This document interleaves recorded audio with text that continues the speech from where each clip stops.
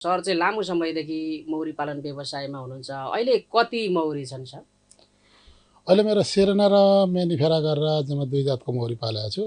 मोटामोटी 150 घरभन्दा माथि छन्। यो घटबढको क्रम चाहिँ भइरहन्छ हजुरको। जस्तै आज कोही किन्न आउनुभयो 2 4 5 10 घर जे जति भन्नुहुन्छ त्यो लानुहुन्छ। भोलि फेरि मजबुत घरहरू फुटाएर अरू घरहरू तयार गर्छु।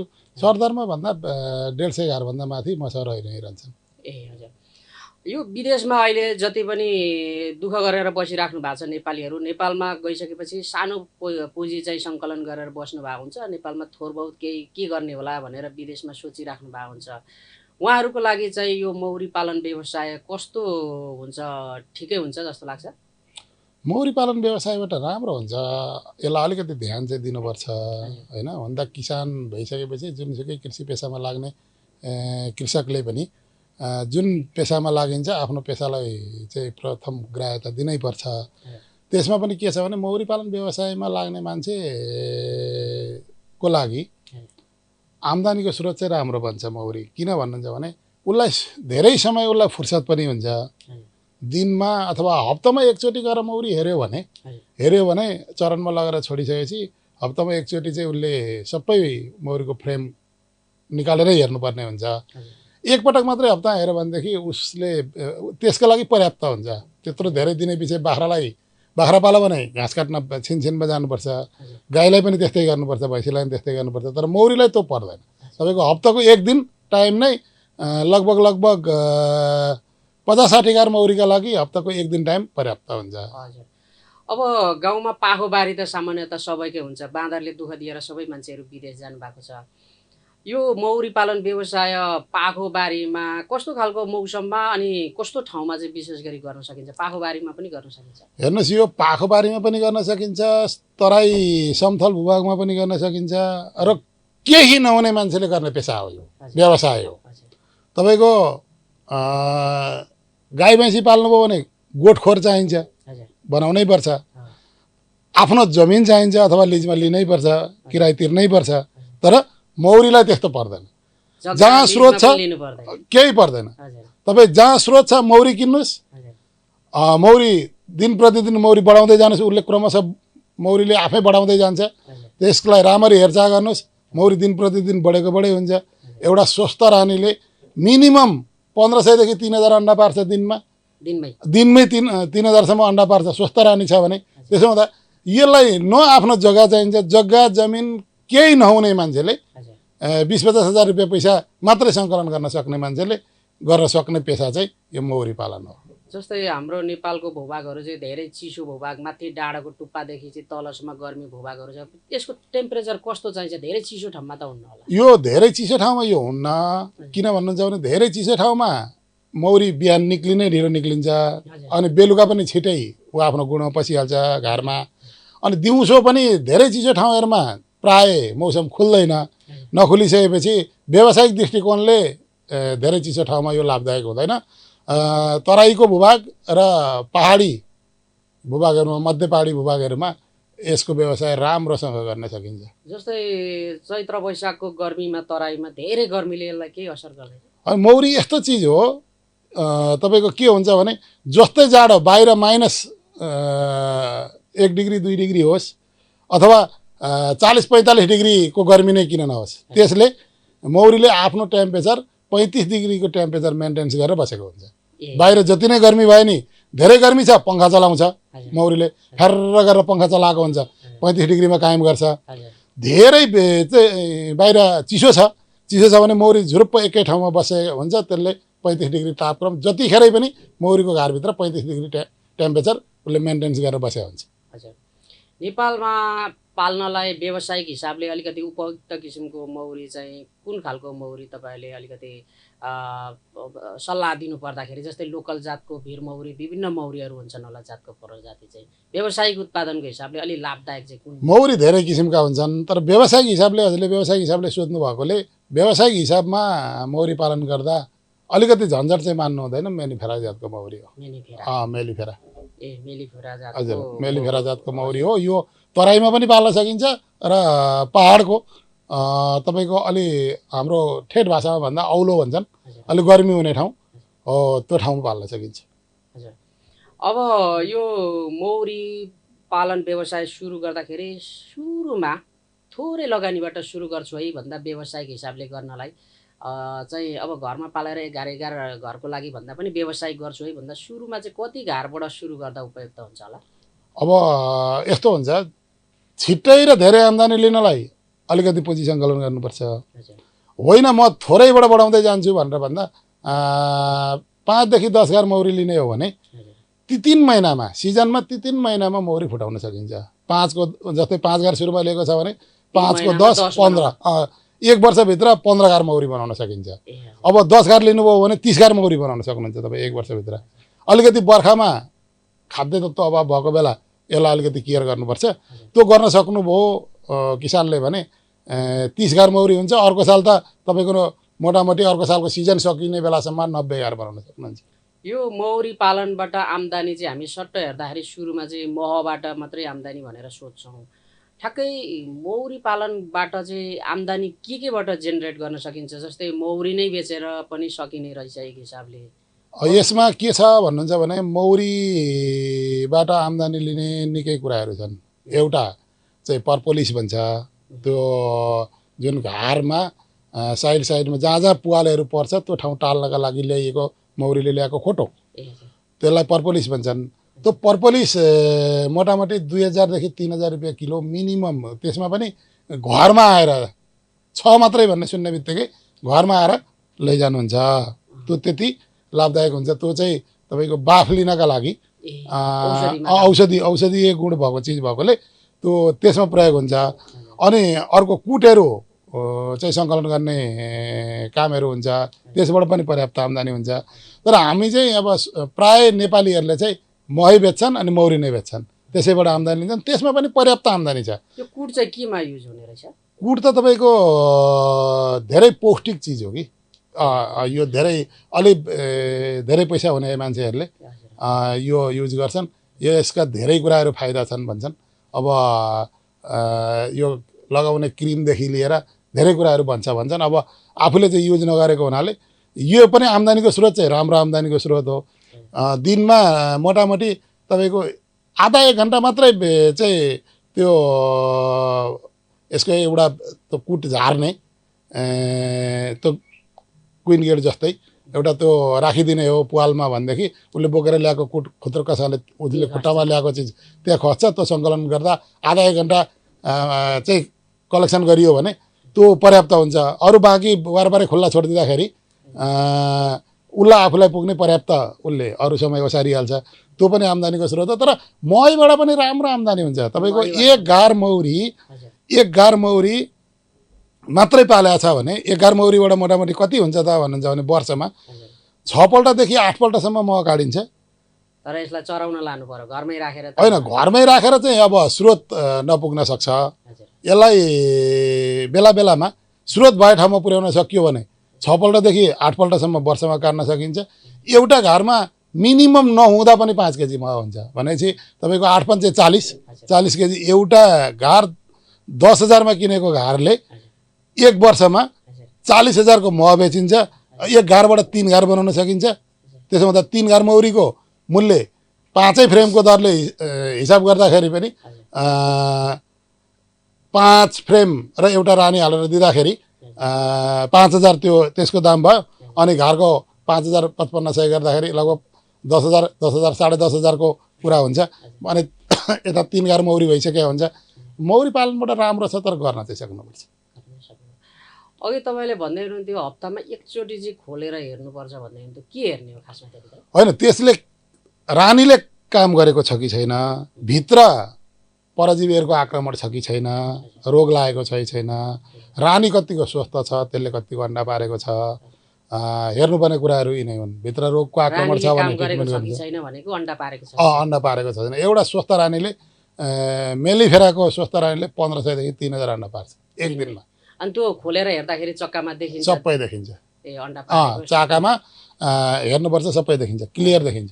यदि त्यसले काम गरेको रहेनछ रानीले भने के? रानीले काम गरेको रहन्छ भने रानीले काम नगर्ने बित्तिकै कर्मी मौरीहरूले आफै चाहिँ अर्को रानी उत्पादन गर्नतिर लाग्छन् हजुरको भित्र टुटी लगाउँछन् टुटी लगाइसकेपछि त्यो रानीले त्यो टुटीमा फुल पार्न बाध्य बनाउँछन् उनीहरूले अनि जब अर्को रानी निक्लिने बेला भइसकेपछि त्यो पुरानो रानी उनीहरूले आफै मार्छन् र नयाँ रानी उत्पादन हुन्छ होइन त्यो हिसाबले निक्लिएको रानी चाहिँ गुणस्तरीय हुँदैन त्यो हान्नाता भन्छन् नि हो त्यो पनि परेको हुन्छ त्यसो हुँदा क्वालिटीको रानी ल्याउनु राम्रो हुन्छ ग्राफ्टिङ रानी ल्याएर रानी चाहिँ कसरी उत्पादन गर्ने कि अहिले नेपालमा प्राय अलिअलि त यतैउति लोकल पनि उत्पादन गरेका छन् साथीहरूले तर मैले ल्याउँदा चाहिँ डाक्टर खेमराज कोबाट ल्याउँछु चितवनबाट उहाँले चाहिँ क्वालिटीको रानी उत्पादन गरेर नेपालभरि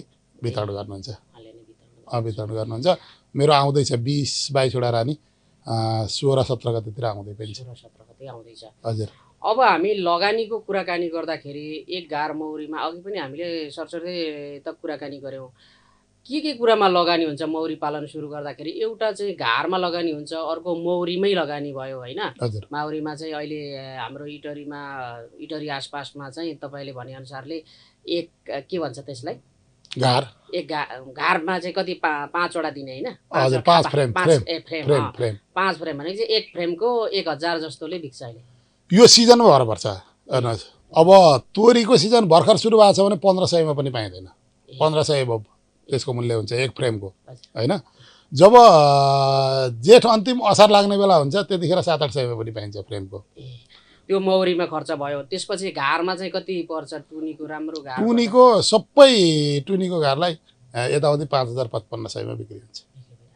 भनेको किन्दाखेरि त्यो हिसाब गर्नु पर्यो र अन्य आवश्यक सामग्रीहरू मौरी पालन व्यवसायमा के चाहिन्छ जस्तै कपडाहरू अथवा त्यस्तो के मह चाहिँ काट्ने सामानहरू के चाहिन्छ अरू होइन महका लागि त धेरै व्यवसायिक हिसाबमा गर्दा धेरै सामग्रीहरू चाहिन्छ ठुलो भोल्युममा गर्दा होइन हामी सामान्यतया नेपालमा त्यत्रो धेरै मह डम्पिङ भएर रहेको छैन यहाँको अर्ग्यानिक मह लगभग एकपटक काटिसके म अर्कोपटक काट्ने बेलासम्ममा सबै बिक्री भइरहेछ मेरो चाहिँ त्यस्तो भइरहेछ साथीहरूको पनि प्राय सोद्धाखेरि स्टक छ भनेर सुनेको छैन ममा चाहिने सामग्री भनेको त त्यही एउटा डबल गर्ने हो सुपर थप्ने हो भने रानी छेक्ने पाता चाहियो अर्को एक्स्ट्रा डिप सुपर लगाउने हो कि सेलो सुपर लगाउने हो कि त्यो खालको सुपर लगाउनु पर्ने हुन्छ अनि घार त घार भइगयो जम्मा 10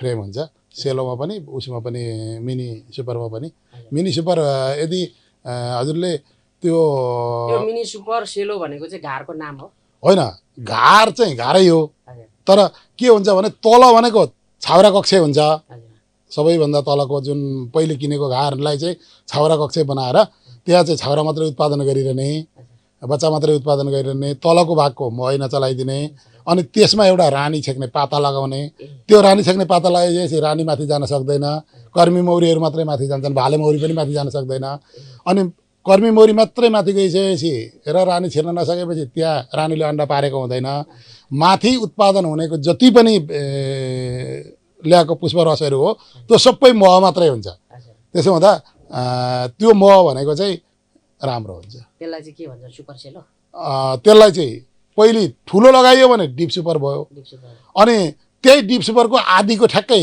बनाएको हुन्छ सेलो सुपर भन्ने त्यो लगाइयो भने त्यसलाई सेलो सुपर भनिन्छ सानो लगाइयो भने सेलो जस्तै जाली पनि त टाउकोमा लगाउने त्यो अघि तपाईँले युज गरिराख्नु भएको थियो अरू के पन्जा पनि चाहिन्छ होइन त्यो आफ्नो सेफ्टीको लागि हो त्यो अलि भर्खर सिकारीहरूले त लगाउँछन् होइन टाउकोमा टोपी त्यसलाई टोपी भन्छन् टोपी लगाउँछन् पन्जा लगाउँछन् अलिक चलाउँदै गइसकेपछि थाहा भइहाल्छ हजुरले जस्तै त्यो नभए पनि हुन्छ काट्ने केही सामान चाहिन्छ मह काट्नलाई होइन महदानीको आवश्यकता पर्छ अब व्यावसायिक हिसाबमा काम गर्दा चाहिँ महदानी चाहिँ लिनै पर्छ किनभने यो चाका काटिसकेपछि मौरीलाई चाका बनाउन त टाइम लाग्यो नि त त्यो चाका चाहिँ महदानीमा मह काटेको छ भने त्यो चाका बिग्रिँदैन बच्चा पनि बिग्रिँदैन अनि चाका जस्ताको जस्तै रहिसकेपछि तुरुन्तै उसले मह मात्रै झन्झट भएन त्यो समय पनि उसले मह ल्याउनमा खर्च गर्छ त्यसो भन्दा छिटो उत्पादन हुन्छ यो महदानी चाहिँ कति कस्टको आउँछ कस्तो यो 40-45 हजार मोटामोटी पर्छ 8 फ्रेमवालालाई 6 फ्रेमवाला 4 फ्रेमवाला र 8 फ्रेमवाला हुन्छ। अब 8 फ्रेमवाला ल्याउँदा 40-45 हजार रुपियाँ पर्छ। तपाईँको 4 फ्रेमवाला ल्यायो भने 28-30 हजारै पर्छ। आधी दिनैमा त अलि पाइँदैन, आधीभन्दा थोरै माथि पर्छ।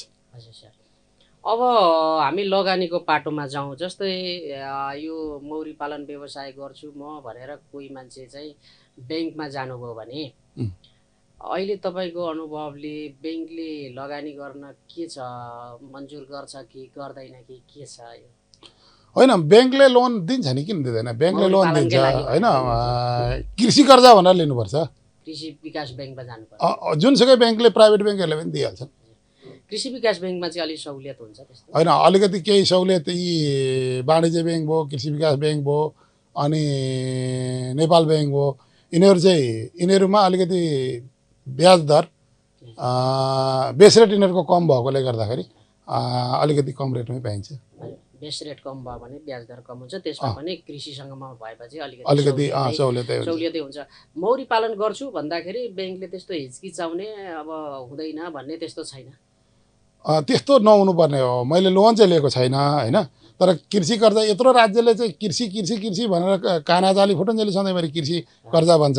अनि अब मौरी पाल्छु, गाई पाल्छु भन्दाखेरि पैसा मेरो विचारमा नरोक्नुपर्ने हो, दिनुपर्ने हो।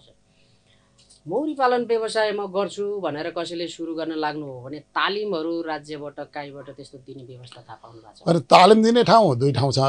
यो कोशी प्रदेशमा छैन, बागमती प्रदेशमा 2 ठाउँ छ। एउटा भण्डारामा छ होइन, भण्डारामा पनि सीमित कोटाहरू खुलाएको हुन्छ। अनि त्यसदेखि पछाडि एउटा काठमाडौँमा छ है, मौरी विकास केन्द्र भन्ने छ, त्यहाँ छ खुमलटारमा। अब यी 2 ठाउँबाट चाहिँ निःशुल्क तालिम, भत्तासहितको तालिम पाइन्छ। अब बाहिर पनि प्राइभेट सेक्टरमा पनि तालिम नपाउने चाहिँ होइन, पाइन्छ। स्थानीय पालिकाहरूले पनि तालिम चाहिँ दिन्छ, तर स्थानीय पालिकाहरूको तालिम त्यति प्रभावकारी हुँदैन, किनभने उनीहरूले भत्ता बचाउने हिसाबले मात्रै गर्छन्। मैले पनि एउटा 2टा उहाँहरूले दिनुभएको तालिम लिएको थिएँ, त्यो चाहिँ खासै प्रभावकारी भएन। हुँदै नहुनुभन्दा चाहिँ केही हो, तर जति उहाँ हुन्छ त्यति चाहिँ हुँदैन। भनेपछि एउटा भण्डारामा एउटा काठमाडौँमा प्रभावकारी हो, त्यो चाहिँ एकदम राम्रो हो। त्यहाँ चाहिँ डिटेलमा तालिम दिइन्छ, तपाईँको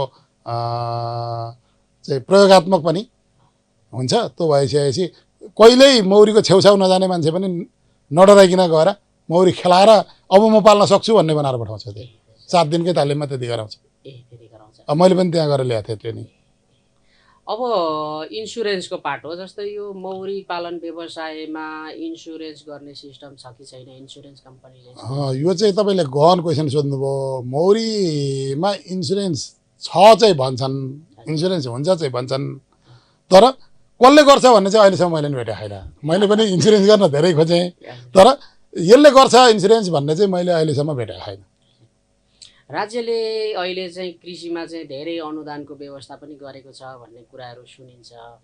मौरी पालन व्यवसायलाई प्रोत्साहन गर्नलाई राज्यले, स्थानीय निकाय, प्रदेश, केन्द्र सरकारले कुनै त्यस्तो प्रोत्साहनका कार्यक्रमहरू केही त्यस्तो छ?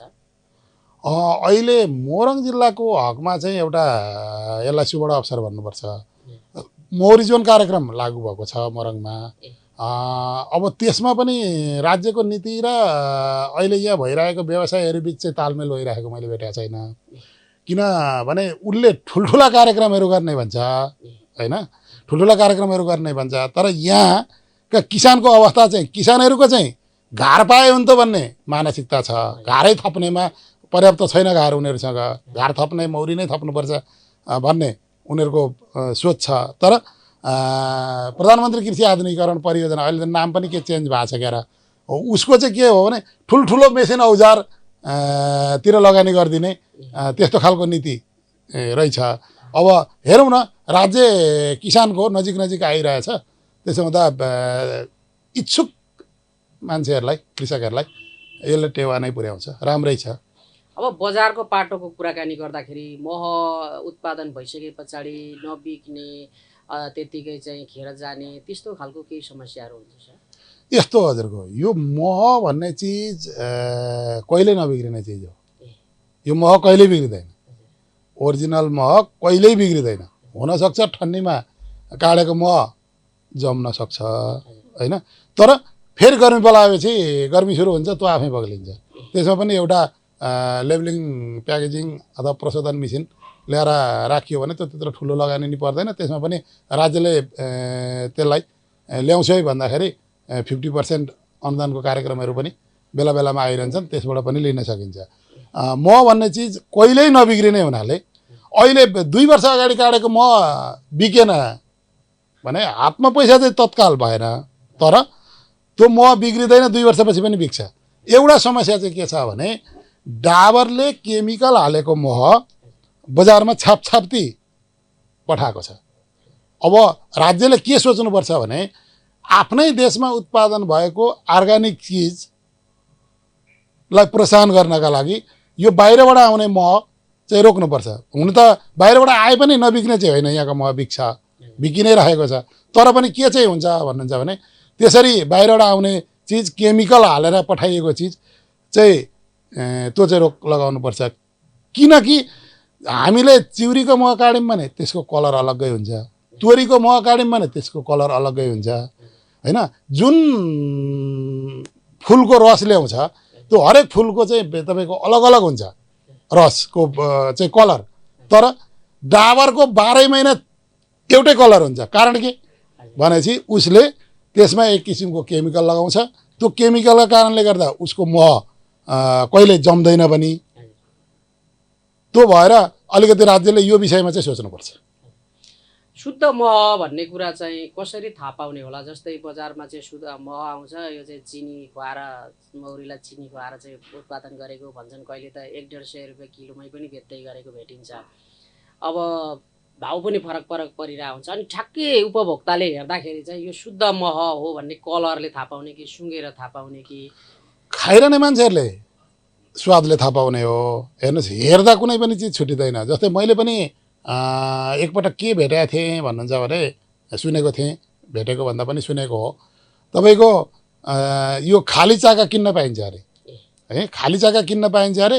अनि लगो चिनी घोलो, अनि चिनी घोलिसकेपछि फड्किरी कि के भन्ने चिज हाल्छन् अरे त्यहाँ। त्यो भइसकेपछि तत्काल त्यो मह जम्दैन, अनि गुलियोमा गुलियो पनि भयो। अब उता त्यो चाका बजारमा किनेर लगेर चाका हालिदिएपछि चाकै चाका भर्खर चाहिँ काटेर ल्याए जस्तो पनि भयो। त्यसरी नक्कली व्यवसायीहरूले गर्दा चाहिँ अलिकति हामीलाई असर परेको छ। तर जहाँ म फलानाले काट्छ, फलानाले मौरी पालेको छ भन्ने कुरो थाहा पाउने मान्छेहरूले अहिले त सञ्चार माध्यमले छ्यापछ्याप्ती गरेको छ। त्यस्तो कहिलेकाहीँ मात्रै गलत चाहिँ मान्छेको पाली परिन्छ, नभए परिँदैन। ठ्याक्कै टेक्निक कुनै छैन यो शुद्ध मह हो यो अशुद्ध मह हो भनेर छुट्याउनु? अब त्यो ल्याबमै लानुपर्ने हुन्छ। 1 किलो मह किन्ने कस्टमरले त्यो ल्याबमा पुर्याउने सम्भावना हुँदैन। अब अर्को कुरा एउटा के हुन्छ भन्नुहुन्छ भने चाहिँ उपभोक्ताहरूले यो लेबलिङ र प्याकेजिङमा हेर्नुपर्ने कुरा हुन्छ। कहाँ उत्पादन भएको हो, कुन मितिमा उत्पादन भएको हो, त्यसमा देख्न सकिन्छ। त्यसमा लेबल लगाइएको हुन्छ, टाँसिएको हुन्छ, उत्पादनको मिति लेखिएको हुन्छ, तपाईँको कुन फर्मबाट, कुन चाहिँ मौरी पालन उसबाट चाहिँ उत्पादन भएको चिज हो भन्ने कुरा त्यसमा लेखिन्छ। त्यसैले त्यस्तो खालको चाहिँ गलत पर्दैन, नत्र भने गलत पर्छ। जमो भने यो अशुद्ध हो भनेर भन्न पनि सकिएन, किनभने ओरिजिनल मह र जाडो मौसममा काटिएको मह जुनसुकै अवस्थामा पनि जान्छ। कि त्यसलाई चाहिँ तपाईँको हिटिङ मेसिनमा राखेर चाहिँ पगाल्नै पर्यो, 40 डिग्रीको टेम्परेचर दिएर हिटिङ मेसिनमा राख्नु पर्यो, त्यो पग्लिन्छ। त्यति भइसकेपछि हमेसी जम्दैन, नत्र भनेदेखि ओरिजिनल मह जम्छ नै। तर हिटिङ मेसिनमा राखिसकेपछि जुन हिसाबले हामीले 40 डिग्री टेम्परेचरमा त्यसलाई हिट दिन्छौँ, त्यो महमा भएको तत्त्व 40% चाहिँ फेरि त्यो नष्ट भएर जान्छ। त्यसो हुँदा जमेको मह भनेर आत्तिनु पर्दैन, जमेको मह भनेर आत्तिनु पर्दैन, ओरिजिनल हो त। हजुर सर। ल हामीले चाहिँ आज छोटकरीमा कुराकानी गऱ्यौँ महको व्यवसायको बारेमा र सकेसम्म धेरै सूचनाहरू चाहिँ हाम्रा दर्शकवृन्दलाई उपलब्ध गराउने प्रयास गऱ्यौँ र यसका लागि चाहिँ तपाईँले जुन समय दिनुभयो यहाँको लागि धेरै धेरै धन्यवाद। र अन्तिममा एउटा कुरो, जस्तै तपाईँसँग चाहिँ कसैले ओरिजिनल मह किन्न चाहनुभयो अथवा चाहिँ मौरी नै किन्न चाहनुभयो अथवा केही सल्लाह सुझावहरू ट्रेनिङहरू सिक्न चाहनुभयो, त्यस्तो भएर तपाईँलाई सम्पर्क गर्न चाहनुभयो भने तपाईँको सम्पर्क नम्बर ठेगाना केही उपलब्ध गराउन चाहनुहुन्छ? सकिन्छ। मेरो नाम नवीन दाहाल हो। सुन्दर हरैजा नगरपालिका वार्ड नम्बर 4 स्थायी बसोबास गर्छु। मेरो पाखरीबास नगरपालिका वार्ड नम्बर 1 पनि मेरो घर छ। मेरो मौरी पालन सेरेना मौरी पालन पाखरीबास नगरपालिका 1 नम्बर वार्डमा छ र मेनिफेरा जातको मौरी म यहाँ तराईमा पाल्छु। दुवै ठाउँमा मौरीकै व्यवसाय गर्छु। म साथीहरूलाई मौरी पाल्न इच्छुक हुने साथीहरूलाई के भन्छु भने सानो पुँजी हुने मान्छेले आफ्नो जग्गा जमिन पनि नहुने मान्छेले गर्ने व्यवसाय हो। लाग्नुहोस्, यसमा राम्रो फाइदा छ।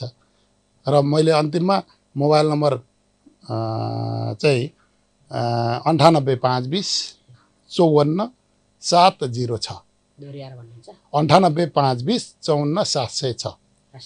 धन्यवाद।